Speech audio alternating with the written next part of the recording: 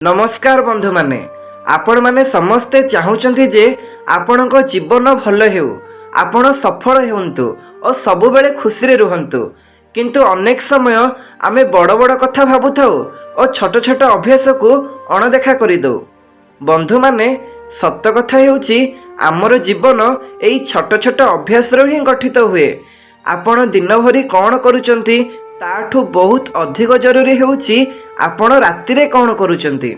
जदि आपण राति को सठिक भाव में कटाई पारिबे तेबे आपणको सकाळ भल हेबो, दिनटा भल हेबो और धीरे धीरे आपणको जीवन बदली जिवो।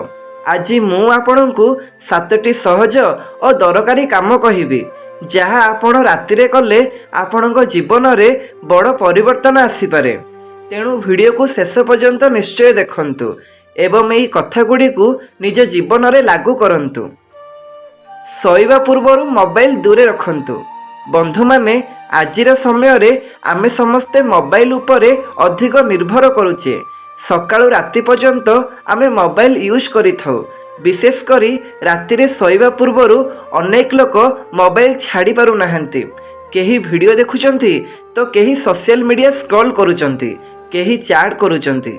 आमे भाबुथाउ जे यह छोट कथा किंतु यह आमर जीवन उपरे बड़ प्रभाव पकाए।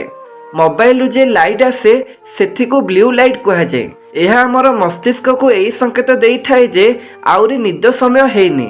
एहार फल रे आमे डेरी रे सोउचु और भल निद हेउ नाही। सकाळे उठिले मन भारी लागे, शरीर क्लांत लागे, काम करिवार मन हुए नाही। तेणु यही छोट अभ्यास को बदलाइबा बहुत जरूरी। आपण चेष्टा करंतु सोइबा पूर्वरु कम से कम 30 मिनिट मोबाइल ठू दूरे रहिबाकू। से समय रे आपण शांत होई बसी पारिबे, पुस्तक पढ़ी पारिबे किंबा भल कथा भाबी पारिबे। यह आपणको निद को भल करिवो और आपणको जीवन रे भल परिवर्तन आनिबो। दिनर कथा मने पकांतु। बंधु माने दिनटा शेष हेबा परे आमे साधारणतः निद को पळै जाउछु। किंतु आपण जदि टिके समय नहीं भाबिबे जे आज आपण कौन कले तेबे आपण को बहुत उपकार करिवो। आपण भाबंतु आज केउ काम भल हैला, केउठी आपण को भूल कले। एहा कले आपण निजको आउ भल भाबरे बुझी पारिबे। आमे समस्ते भूल करिथाउ किंतु जेउ माने निजर भूल को चिन्हट करंती से माने आगु को बढ़ंती। एई छोट छोट अभ्यास आपण को धीरे धीरे बेटर पर्सन करिदेबो। प्रतिदिन राति रे 5 मिनिट नहीं निज दिन को रिव्यू करंतु। आपण देखिबे जे केतक दिन परे आपणको जीवन रे परिवर्तन आसुची। परवर्ती दिनर प्लान करंतु। बंधु माने जदि आमे प्लान बिना काम करने को जाऊ तेबे अनेक समय आमे कन्फ्यूज हो जाऊ। केउ काम प्रथमे करिबा केउठी परे सेथि को बुझी पारु नाही। तेणु राति रे सोइबा पूर्वरु आगामी दिनर प्लान करि नबा बहुत भल अभ्यास। आपण कागज रे 3 रु 4टी जरूरी काम लिखंतु। एहा कले सकाळे उठिले आपनको सब क्लियर हेबो जे कौन करबा को अछि। एहा आपनको समय बंचाइबो और आपनको डिसिप्लिन देबो। धीरे धीरे एहा आपनको अभ्यास हेइ जिवो और आपण अधिक प्रोडक्टिव हेबे। हालुका खाद्य खांतु। बंधु माने आमे जेमिति खाद्य खाउचु सेथिरु आम शरीर और मन प्रभावित हुए। राति रे हेवी खाद्य खाइले शरीर को यह पचाइबारे अधिक समय लगे।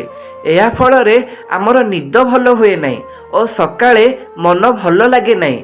तेणु चेष्टा करंतु राति रे हल्का और सहज खाद्य खाइबाकू।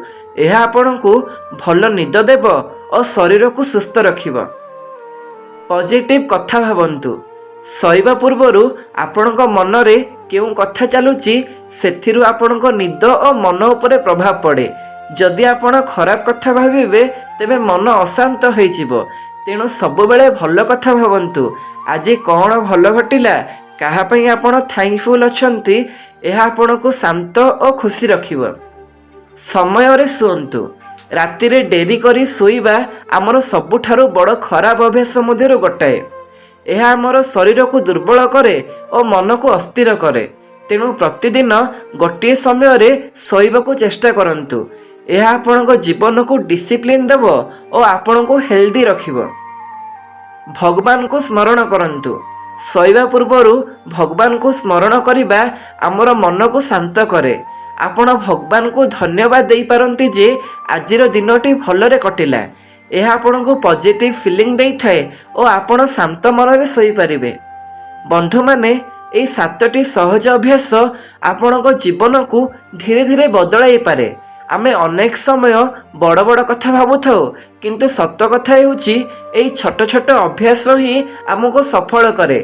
ଆପଣ ଆଜିଠାରୁ ଏହି କଥାଗୁଡ଼ିକୁ ଆରମ୍ଭ କରନ୍ତୁ ଓ କେତେକ ଦିନ ପରେ ନିଜେ ତା'ର ଫରକ ଅନୁଭବ କରିବେ। ମନେ ରଖନ୍ତୁ, ଆଜିର ଛୋଟ ପରିବର୍ତ୍ତନ ଆଗାମୀ ଦିନରେ ବଡ଼ ସଫଳତା ଆଣିପାରେ। ଭିଡ଼ିଓଟି ଭଲ ଲାଗିଥିଲେ ଲାଇକ୍ କରନ୍ତୁ, ସେୟାର କରନ୍ତୁ ଓ ଆମ ଚ୍ୟାନେଲକୁ ସବସ୍କ୍ରାଇବ୍ କରନ୍ତୁ। ଆଉ ଏମିତି ୟୁଜଫୁଲ୍ ଭିଡ଼ିଓ ଦେଖିବା ପାଇଁ ବେଲ୍ ଆଇକନ୍କୁ ମଧ୍ୟ ପ୍ରେସ୍ କରନ୍ତୁ। ଧନ୍ୟବାଦ। ଆପଣଙ୍କ ଦିନ ଶୁଭ ହେଉ।